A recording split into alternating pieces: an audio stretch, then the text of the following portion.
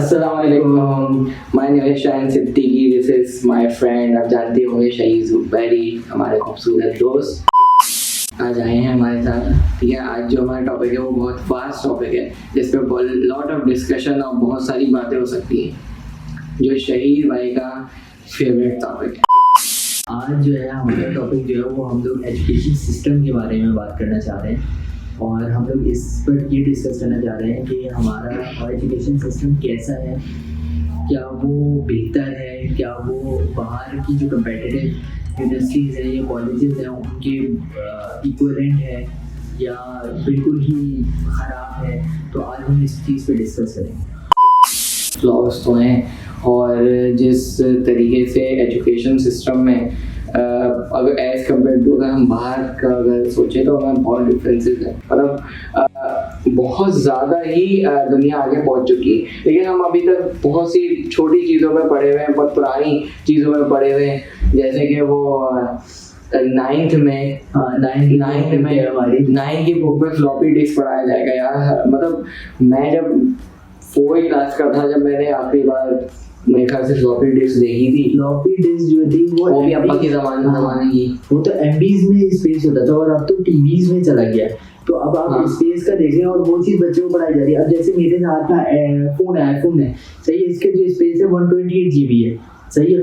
और अगर मैं छोटे बच्चे आजकल तो बच्चों के हाथ में होते हैं फोन सही है। वो एंड्रॉइड चलाने वाला बच्चा 3rd 4th ईयर में जब तक पहुंचता है उसको एंड्रॉइड चलाना, मोबाइल चलाना आ गया, वो फ्लॉपी डिस्क का क्या करेगा? वो तो उसके लिए बोलते थे यार चीज़ होती है भाई, लगती कहाँ पर है भाई। तो वही ना, अब तो फ्लॉपी डिस्क जो है वो कहीं पर अब आप देख लेना, जो नए लैपटॉप्स आ रहे हैं उसके अंदर जो CD ड्राइव है वो खत्म हो गई है। ये सब खत्म हो गई। क्यों खत्म हो गई? क्योंकि उन्होंने स्लिमर, अब अगर ये चीज़ मैं पढ़ाऊँ किसी बच्चे को तो कहेगा कि आप मुझे एक्सपेरिमेंट तो करके दिखाएं कि लगी कहाँ।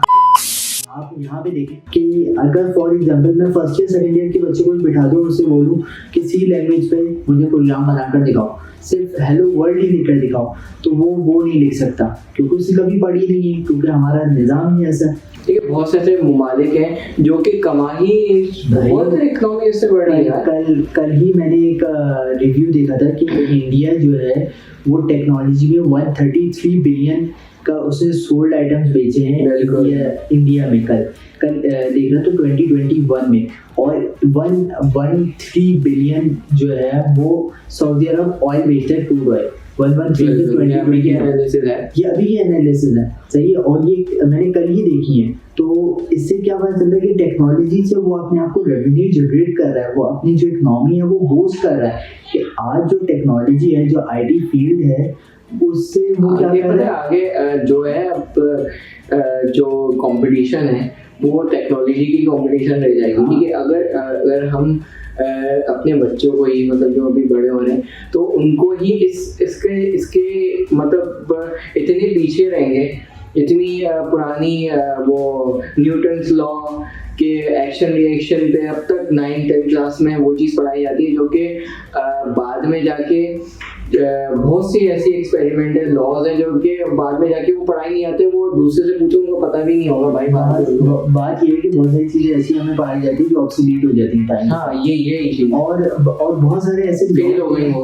और ऐसे लॉ भी पढ़ाए जा रहे हैं जो सिर्फ इम्प्लीमेंटेशन तक नहीं जा सके थे, जो सिर्फ थ्योरेटिकल बेसिस पर थे, आपको ऑब्जर्वेशन या लिमिटेशन पे। जैसे आप लोग 9th में पढ़ते हैं बोहर्स लॉ और रदरफोर्ड लॉ सही, केमिस्ट्री में ही था। तो इसमें क्या था, ये फेल हो गया था रदरफोर्ड, लेकिन हमें रदरफोर्ड भी पढ़ाया जाता है, लेकिन फेल जो लॉज हैं, जो एक्सपेरिमेंट है, वो हमें पढ़ाए जाते हैं अब तक।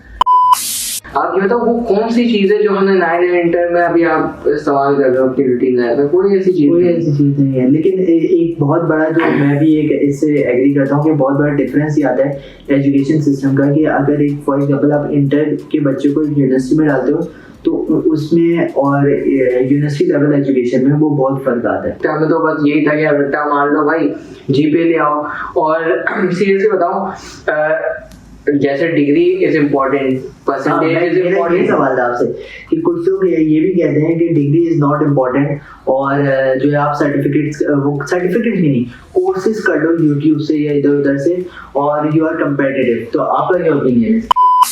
ठीक है, डिग्री तो है, डिग्री मतलब वो एक आपकी सीढ़ी है, हाँ वो तो आपकी सीढ़ी है, वो तो आप करोगे आपने करना है, डिग्री आपको मिल गई।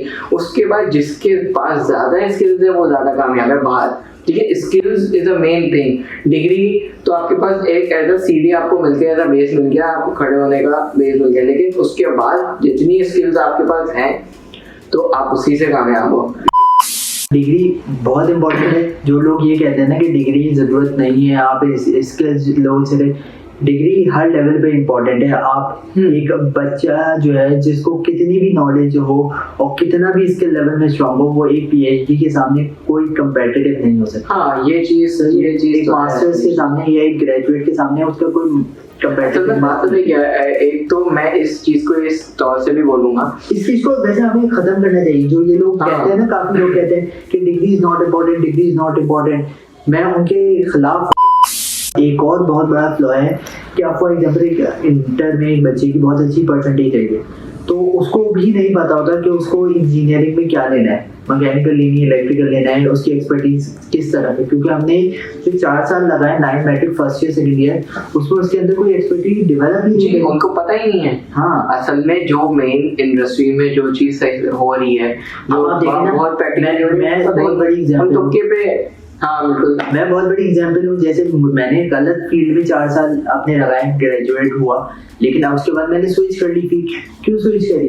क्योंकि मुझे लगा कि मैंने अपने साथ गलत किया, क्योंकि जो मैंने 9 matric first year second year में चीज सीखी थी, उससे मुझे यही नहीं पता था मुझे कौन सी इंजीनियरिंग करनी है। This is called counselling. बोलो एक बच्चे को कि मुझे सॉफ्टवेयर इंजीनियर बनना है, तो उससे मैं बोलूँ सॉफ्टवेयर में क्या क्या होता है, तो वो कहेगा सॉफ्टवेयर बनाना होता है सिर्फ। उसको ये भी नहीं पता होगा सॉफ्टवेयर अलग अलग डोमेन्स पे अलग अलग तरीके से बनता है, अलग लैंग्वेजेस होती हैं, क्या होता है। मैकेनिकल इंजीनियर को बोलूँ तो वो क्या है, मैकेनिक है, गाड़ियों का काम करते हैं, ये थोड़ी होता है। क्योंकि असल में हम लोगों को ये चीज़ समझाई या बताई नहीं जाती कि इस फील्ड में क्या क्या होता है, क्या क्या, क्योंकि हमारी जो 9 matric first year second year है उसमें हम लोग कुछ भी इस तरीके से मिक्स होती है सारी चीजें। अभी देखिए पढ़ाई सब कुछ एक साथ नहीं, मिक्स भी हो, मैं तो एग्री करता हूँ मिक्स भी हो, लेकिन आपको ये बताना चाहिए मैकेनिकल जो है वो उसकी डोमेन ये है, सिविल जो है उसकी डोमेन ये है, केमिकल इंजीनियरिंग में ये पढ़ाया जाता है। अब आप ये देखो 9, 10, 11, 12 में बहुत सी ऐसी चीजें जो लिंक ही नहीं है भाई। यस, कुछ भी लिंक नहीं है।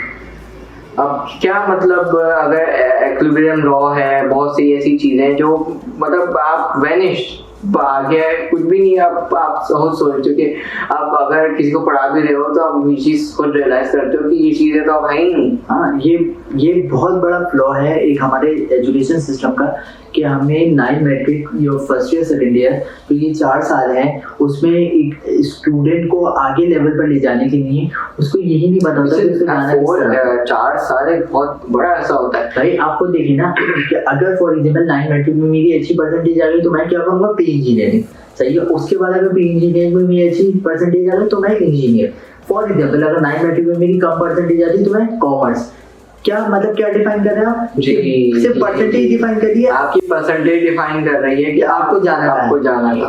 सही। अगर फॉर एग्जांपल मैंने 9 मैट्रिक में कंप्यूटर साइंस या बायो उठा ली, तो क्या अगर परसेंटेज अच्छी तो मैं मेडिकल की तरफ, मेडिकल में अगर नहीं होता तो फिर कॉमर्स साइड। मतलब आप ये नहीं बता रहे कि बच्चे बना नहीं रहे, आप सिर्फ ये बता रहे हो कि परसेंटेज डिफाइन कर रही है कि ये बंदा जाएगा किस तरफ, किस फील्ड में जाएगा। तो बाकी मेरा ओपिनियन तो यही है इससे रिलेटेड, और शायद आप अपना ओपिनियन भी। मैं तो बस यही है कि इंशाल्लाह हमारा जो एजुकेशन सिस्टम बेहतर हो जाए, बिकॉज अभी जो नेक्स्ट जो भी कंपटीशन होगा वो टेक्नोलॉजी का ही कंपटीशन है। यस, तो हमारा यही ओपिनियन था। बाकी आप अपना ओपिनियन जरूर कमेंट्स में बताइए। हमारी वीडियो को सब्सक्राइब भी, लाइक शेयर कीजिएगा, हर जगह फैलाइएगा।